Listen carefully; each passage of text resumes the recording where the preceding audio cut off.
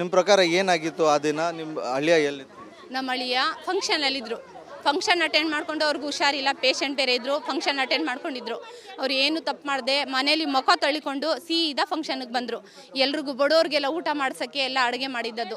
ಎಲ್ಲರೂ ತಿಂದು ನಮಗೆ ಆರೈಕೆ ಮಾಡಲಿ ದೇವ್ರಿಗೆ ಅಂತ ಮಾಡ್ತಿರೋದು. ಅದು ನಮ್ಮ ಮೀಲಾದ್ ನಬಿ ಅಂತ ಮಾಡ್ತೀವಿ ನಾವು.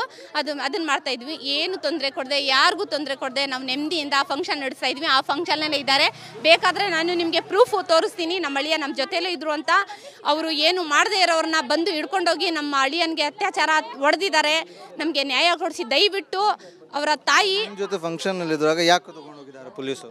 ಫಂಕ್ಷನ್ ಮುಗೀತಾ, ಎಲ್ಲ ಮುಗೀತಾ, ತೆಗೆದು ಬಿಡಿ ಅಂದ್ರ ಎಲ್ಲ ಫಂಕ್ಷನ್ ಎಲ್ಲ ತೆಗ್ದು ಅನ್ನ ಎಲ್ಲ ಹಂಚಿ ಆಯಿತು. ಅವರು ಮನೆಗೆ ಬಂದು ಮನೇಲಿದ್ದಾರೆ.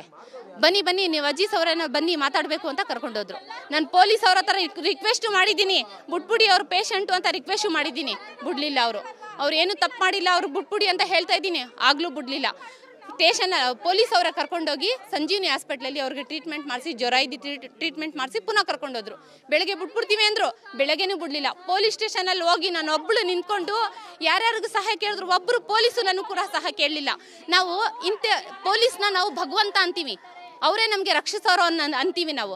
ಅವರೇ ನಮಗೆ ಏನು ಕೇಳಲಿಲ್ಲ ಅಂದರೆ ನಾವು ಯಾರ ಬಾಗ್ಲು ಕಟ್ಬೇಕು, ಯಾರ ಹತ್ರ ಮಾತಾಡಬೇಕು? ನಮ್ಮ ಪ್ರಕಾರ ಇರ್ಫಾನ್ ಮತ್ತು ಜಾಫರ್ ಒಂದು ಹುಡುಗ ಸೇರ್ಕೊಂಡು ಇದೆಲ್ಲ ಮಾಡಿದ್ದಾರೆ. ಅವ್ರದ್ದು ಫಸ್ಟ್ ಕಲ್ಲು ಹೊಡೆದಿದ್ದಾರೆ. ಅದ್ರ ಬಗ್ಗೆ ನೀವು ಹೇಳ್ತೀರಾ? ನಿಮ್ಮ ಅಳಿಯಾಗೆ ಅವ್ರ ಬಗ್ಗೆ ಏನು ಗೊತ್ತಿದೆ? ಅವ್ರಿಗೆ ಏನು ಗೊತ್ತಿಲ್ಲ ಸರ್. ನಮ್ಮ ಅಳಿಯನಿಗೆ ಇದ್ರ ಬಗ್ಗೆ ಏನೂ ಗೊತ್ತಿಲ್ಲ. ನಿಮಗೆ ಈಗ ನಾನು ಪ್ರೂಫ್ ತೋರಿಸಿದ್ರೆ ಗೊತ್ತಾಯ್ತಿದೆ. ಅವ್ರು ನಮ್ಮ ಜೊತೆಲಿ, ಅವ್ರಿಗೆ ಮೈಂಡ್ ಫ್ರೆಶ್ ಇರಲಿಲ್ಲ. ಅವ್ರಿಗೆ ತುಂಬ ಜ್ವರ, ಅವರು ಎಲ್ಲೂ ಮೈಂಡ್ ಇರಲಿಲ್ಲ. ಅವ್ರಿಗೆ ನಮ್ಮ ಜೊತೆಲೇ ಇದ್ದರು. ಇದು ಮಾತ್ರ ಅವ್ರಿಗೆ ಯಾವುದೂ ಗೊತ್ತಿಲ್ಲ. ಅವ್ರಿಗೆ ನಿಮಗೆ ಪ್ರೂಫ್ ತೋರಿಸ್ತೀನಿ ಅಂತ ಇದ್ದೀನಲ್ಲ, ಅವ್ರಿಗೆ ಕ್ಯಾಮ್ರಾದಲ್ಲಿದ್ದಾರೆ. ಅವರು ಪ್ರೂಫ್ ಅಂದರೆ ಅವ್ರು ಕ್ಯಾಮ್ರಾದಲ್ಲಿದ್ದಾರೆ. ಇಲ್ಲಿ ಜಗಳ ಆಯ್ತಲ್ಲ, ಅಲ್ಲಿ ಒಂದು ಸ್ವಲ್ಪನೂ ಬಂದಿಲ್ಲ. ಅವರು ಅಲ್ಲಿದ್ರು. ಅವರು ಇವಾಗ ಜಗಳ ಆಗಿದೆ, ಇವಾಗ ಅಟ್ಮಾಸ್ಫಿಯರ್ ಎಲ್ಲ ಹಾಳಾಗ್ಬಿಟ್ಟಿದೆ, ಹಿಂದೂ ಮುಸ್ಲಿಂ ಆಗ್ಬಿಟ್ಟಿದೆ. ಅದ್ರ ಬಗ್ಗೆ ಏನು ಹೇಳಲ್ಲ ಸರ್. ಬೇಡ ಇದೆಲ್ಲ. ಒಂದು ದಿವಸ ಎಲ್ಲ ಇದೆಲ್ಲ ಬುಟ್ಟಿ ಒಂದ್ಸತಿ ಹೋಗ್ಬೇಕು. ಎಲ್ಲ ಒಗ್ಗಟ್ಟಾಗಿರೋಣ, ಸೇರಿ ಇರೋಣ. ಯಾರೋ ಮಾಡಿರೋದ್ರ ಮೇಲೆ ಹಿಂಗ ಆಗೋದು ಬೇಡ. ಬೆಳಗ್ಗೆ ಎದ್ರೆ ನಿಮ್ಮ ಮುಖ ನಾವು ನೋಡಬೇಕು, ನಮ್ಮ ಮುಖ ನೀವು ನೋಡ್ತೀರಾ. ಒಂದಾಗಿ ಒಗ್ಗಟ್ಟಾಗಿರೋಣ. ಈ ಥರ ಬೊಯ್ಬೇಡಿ, ಈ ಥರ ಜಗಳ ಮಾಡಬೇಡಿ. ನಾವು ನಿಮ್ಗೇನು ಅತ್ಯಾಚಾರ ಕೊಡ್ತಾ ಇಲ್ಲ. ನಮಗೂ ನೀವು ಏನು ಹೇಳಬೇಡಿ. ನಿಮ್ಮ ದೇವ್ರ ಕಾರ್ಯಕ್ಕೆ ನಾವು ಬೆಲೆ ಕೊಡ್ತೀವಿ, ನಮ್ಮ ಇದಕ್ಕೆ ನೀವು ಬೆಲೆ ಕೊಡಿ. ನಾವು ನಿಮ್ಗೇನು ಹೇಳ್ತಾ ಇಲ್ಲ, ನೀವು ನಮ್ಗೇನು ಹೇಳಬೇಡಿ. ನಿಮ್ಗೆ ಯಾರು ಕೊಟ್ಟಿಲ್ಲ ಈ ಹಕ್ಕು ನಮ್ಮ ಮೇಲೆ ಕೈ ಎತ್ತಕ್ಕೆ, ಕಣ್ಣೆತ್ತಕ್ಕೆ.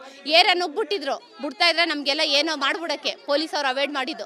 ಯಾಕೆ? ಅವ್ರಿಗೆ ಇರೋದ ಹಕ್ಕು, ನಮಗಿಲ್ವಾ? ನಮಗೆ ತಾಕತ್ತಿಲ್ವಾ? ನಾವು ಮಾಡಲ್ಲ ಅಂತೆ ಕೆಲಸ.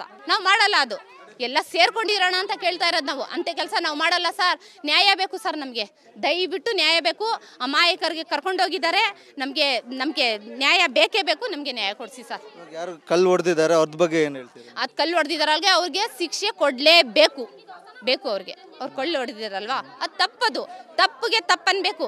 ತಪ್ಪು ಮಾಡದೇ ಇರೋರು ಕರ್ಕೊಂಡೋಗಿದ್ದಾರಲ್ಲ, ಅದು ದೊಡ್ಡ ತಪ್ಪು. ಅವ್ರಿಗೆ ಬಿಡುಗಡೆ ಮಾಡಿ, ಅವ್ರಿಗೆ ಎಷ್ಟು ಇದು ಮಾಡಿದ್ರೆ ಸಮ್ಮಾನದಿಂದ ಬಿಡುಗಡೆ ಮಾಡ್ಬೇಕು ಸರ್. ಅವ್ರಿಗೆ ದಯವಿಟ್ಟು ಕೇಳ್ಕೊತೀನಿ, ಹೆಲ್ಪ್ ಮಾಡಿ.